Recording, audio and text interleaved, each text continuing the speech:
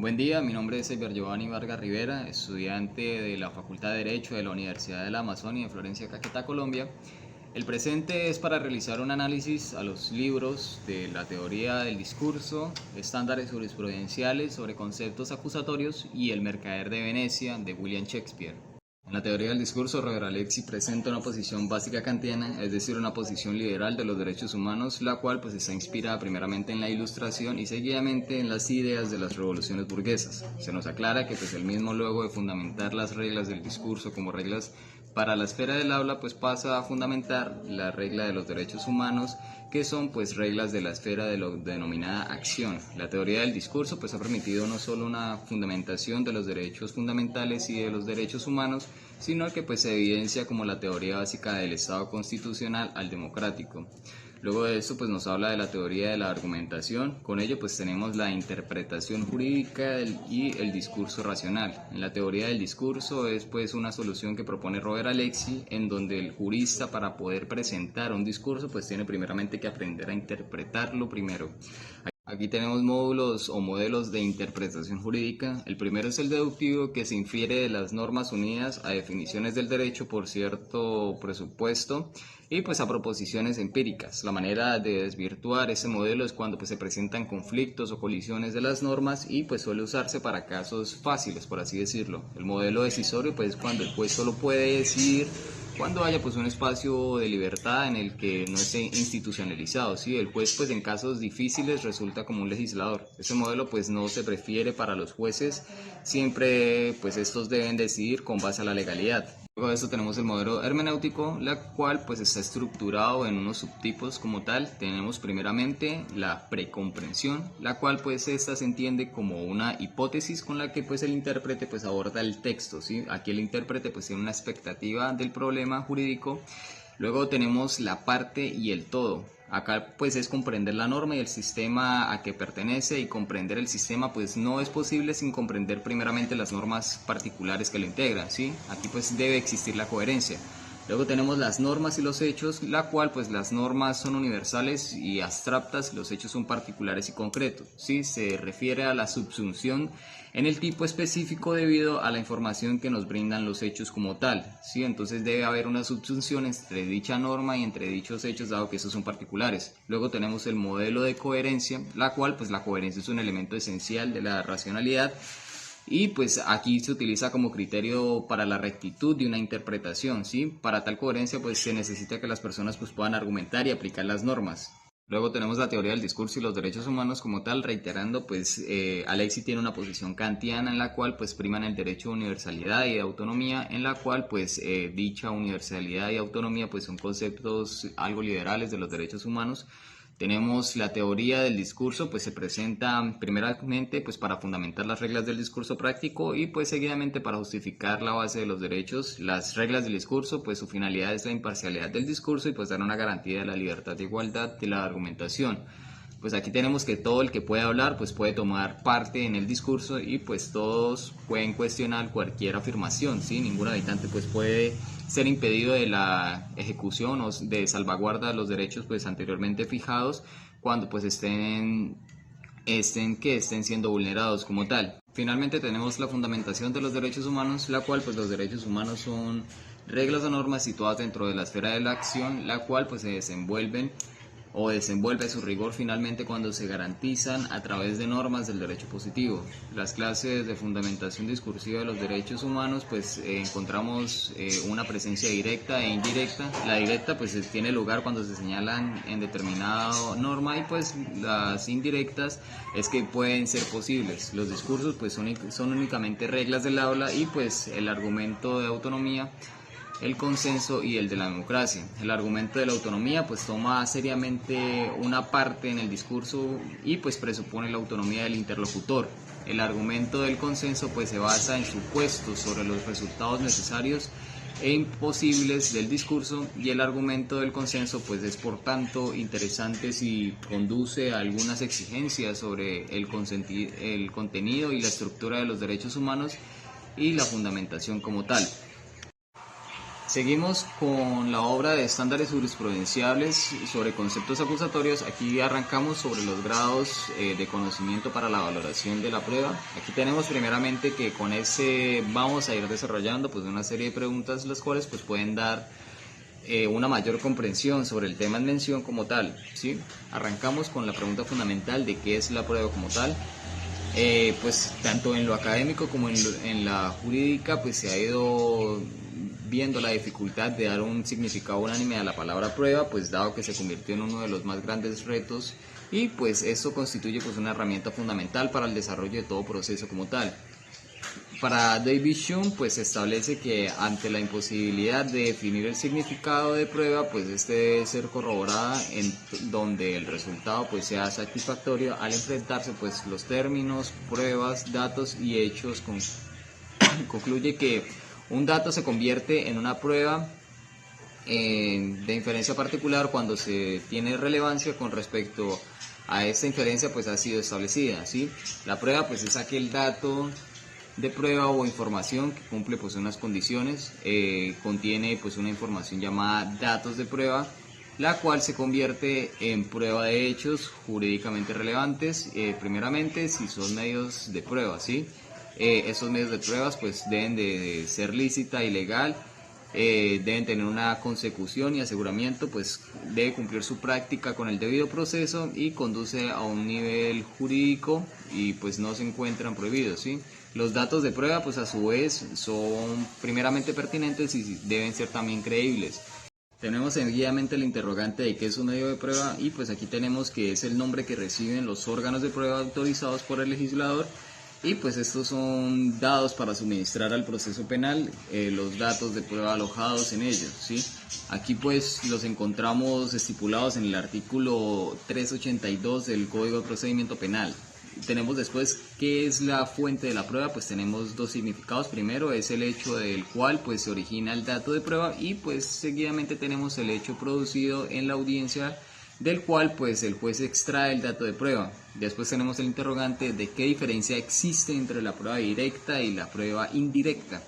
Primeramente tenemos de que la prueba directa se presenta cuando el enunciado sobre el hecho pues coincide con el hecho para probar, ¿sí?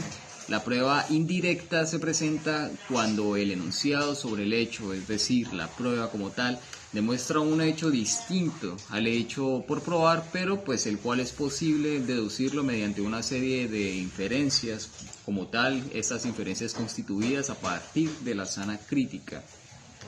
Asimismo, para darse una mejor claridad del tema en mención, pues debe darse las diferencias que existen entre los hechos jurídicamente relevantes y los hechos indicadores. Arrancamos con que los hechos jurídicamente relevantes, según la jurisprudencia de la Sala Penal de la Corte Suprema de Justicia, pues ha definido estos como el comportamiento en concreto como tal, ya sea una acción o una misión acaecida en el mundo real y pues la manera como el mismo se acomoda como tal en los preceptos que definen la hipótesis normativa constitutiva del delito endilgado como tal. Entonces aquí tenemos que son relatos, entre otros aspectos, a formas de participación, modalidad de ejecución, circunstancias ya sea de agravación o atenuación punitiva, entre otras, ¿sí? Y lo correspondiente a las consecuencias, aquí se ve pues como tal la naturaleza y magnitud de las sanciones a imponer. El hecho indicador pues es el hecho a partir del cual se infiere la presencia de otro desconocido, concepto que pues como puede apreciarse es el que equivocadamente suele ser confundido con el indicio como tal. Ese carácter material del hecho indicador pues es lo que le permite ser siempre el primer elemento con el cual pues el funcionario judicial primeramente pues cuenta para construir los hechos o los indicios, puesto que pues ninguna inferencia lógica y ninguna regla de la experiencia pues puede emplearse si no hay como tal un aspecto objetivo al cual pues puedan ser aplicadas, ¿sí? Continuamos con la obra del Mercader de Venecia, la cual pues es una de las obras literarias más famosas escritas por el dramaturgo William Shakespeare y publicada en el año de 1600 en Inglaterra. Se refleja como un juego de roles entre el drama y la comedia, dado que si bien la vemos como una comedia, la tragedia de sus personajes pues nos permite conservar ese estatus de drama. Asimismo, pues dichos personajes dejan entrever pues contradicciones de una doble moral que atraviesa el ser humano, reflejado esto dentro de una de las oraciones dichas por uno de sus personajes dentro de la misma, la cual es: si solo justicia hubiera, no se salvaría ninguno de nosotros. Continuando con sus personajes, tenemos a Basanio, un joven veneciano, el cual pues es de noble rango y pues desea casarse con Porcia. Antonio, su mejor amigo, el cual pues es un mercader de Venecia, es cristiano y pues va a tener un rol importante dentro del contrato que lleva la trama como tal y el clímax de la misma. Shylock, pues el personaje representado pues ya sea por un judío usurero que cobra altos intereses.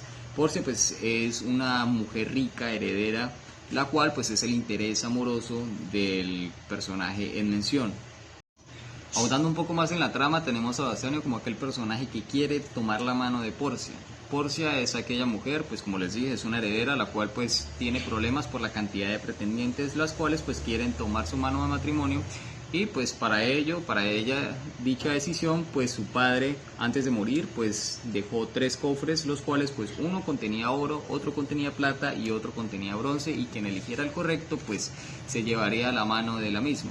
Aquí tenemos que ella pues no había visto que ninguno pues hubiese ganado su mano, no le convencía a ninguno de sus pretendentes, y pues dado a esto pues Basanio aprovecha y va donde un judío quien pues hace préstamos, el cual pues dicho judío se llamaba Shylock, dejando pues asegurado a Antonio, dado que Antonio le había dicho que tenía toda esa inversión en barcos para la mercancía. Le dio un préstamo de 3.000 ducatos a 3 meses sin intereses. Si no se da el pago a tiempo, pues y de forma oportuna, Antonio deberá pagar con su carne, es decir, debe darle 1 libra de carne si no se realiza el pago en la forma o forma pactada. Por otro lado tenemos que Jessica, la hija de Shylock, pues aburrida de la vida con su padre, pues decide escapar junto a su amante, llevando consigo pues parte de la fortuna de su padre, ¿sí? Cuando pues como tal ya Basanio llega a donde se encuentra Porcia, de su residencia, pues se encuentra con más de un pretendiente, los cuales pues están en la situación en la cual pues deben escoger uno de los 3 cofres en mención, a los cuales pues por lo general todos escogían el cofre de oro o de plata, mientras que Basanio pues siendo un poco diferente escoge el cofre de oro, con ello pues ganando la mano de Porcia. Además pues se nos menciona también que ella ya le correspondía de manera sentimental. En el momento en el que se van a casar pues reciben abruptamente la noticia de que pues Antonio está a punto de morir, dado que pues no se ha cumplido con el pago. Aquí pues Porcia pues proporciona o propone pagar la deuda como tal de Antonio, y pues Basanio se dispone a volver a Venecia con el equivalente a 20 veces la cantidad de la deuda. Aquí pues Porcia le da un anillo a Basanio, la cual pues se supone simboliza su amor. Porcia también se decide ir a Venecia disfrazada como hombre pues para realizar la defensa de Antonio. Aquí pues Antonio se dispone a hacerle el pago a Shylock, incluso le propone darle el doble de lo adeudado, mientras que pues Shylock le repite que no, que quiere la libra de su carne, y pues es así que en ese momento aparece un abogado, mencionan que tiene una apariencia femenina, el cual pues se hace llamar Baltasar, la cual pues es Porcia disfrazada realizando la defensa de Antonio. Aquí Basanio ofrece pues su vida y la de su esposa, en aquel entonces pues estaba disfrazada de Baltasar. Finalmente pues Baltasar, mediante su defensa, logra primeramente condonar la deuda y seguidamente poder condenar a Shylock por la planeación del asesinato de un cristiano veneciano, por lo cual pues Shylock se ve condenado a tener que ceder sus bienes una vez fallezca a su hija, y también debe convertirse al cristianismo, dado que pues como se hizo mención, él mismo era judío, y pues como se dijo, debe darle sus bienes una vez fallezca a su hija y a su amante. Aquí vemos una crítica al mismo, en lo cual pues tenemos primeramente que enfocarnos en el punto religioso, dado que muchas interpretaciones que se le realizaron a la misma se ven en el punto de que Antonio, siendo cristiano, es justificado totalmente por la obra, dado que pues se ve como un actuar ejemplar, y Shylock se ve como aquel foráneo que actúa a beneficio propio.